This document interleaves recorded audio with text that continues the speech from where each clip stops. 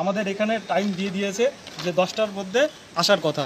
তা সকলকে আহ্বান জানানো হচ্ছে, সকল বঞ্চিত 22 স্টেট প্রার্থী সকলে আসো এবং নিজের অধিকার বুঝে নাও। দীর্ঘ 3 দিন এখানে যাতায়াত করার পরে আজ 12টা থেকে 3টে পর্যন্ত অপেক্ষা করার পরে এই সময়টা পেয়েছি। তাই সকলকে অনুরোধ একান্তভাবে যে তোমরা সকলেই আসবে, 22 স্টেটের প্রার্থী আসবে।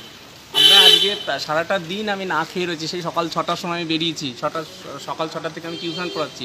তো হঠাৎ এখান থেকে ফোন গেল, তখন আমি এখানে উপস্থিত হয়েছি 11:30টার সময়। তারপরে আমাদের এই যে পীযূষ ভাই কাজ ফেলে থেকে চলে এসছে, যে আমাদের সুজিত ও টিউশন পড়ানো ছিল সেখান থেকে চলে এসেছে। যাই হোক, আমরা কিন্তু 22-এর সাথে কিন্তু লড়ে যাচ্ছি, এই 7টা যেন সফল পাই, তার জন্য কিন্তু সবাইকে এগিয়ে আসতে হবে। যাই হোক, আমাদের সবার তো আসা সম্ভব না, যাই হোক আমার বাড়ির কাছে যেন আমরা আসতে পেরেছি। কিন্তু আমি একান্ত করজোর অনুরোধ করছি সবাই যেন এখানে উপস্থিত। অনেকেই কলকাতায় যেতে পারো না, কিন্তু তোমার বাড়ির কাছে সবাই কিন্তু অবশ্যই উপস্থিত হবে, এটা আমি একদম করজোরে। কারণ এই ডেপুটেশন জমা দেওয়ার জন্য আমি কিন্তু অনেক দিন ধরে ঘুরছি, যেটা আমার পীযূষও জানে, সুজিত জানে। আমরা এই ডেটটা পাওয়ার জন্য প্রচুর কষ্ট করেছি।